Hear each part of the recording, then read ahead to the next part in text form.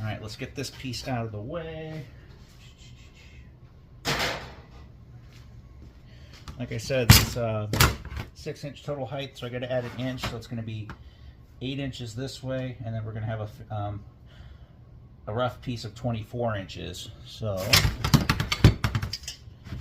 take the hint out. 8. I don't use a scratch awl because I can't see the line. My eyes aren't good enough. So I use a black marker so I can see what the hell I'm doing.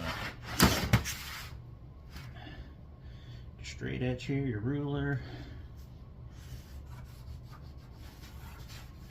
Cut that. Oh shoot. Try not to let your ruler move.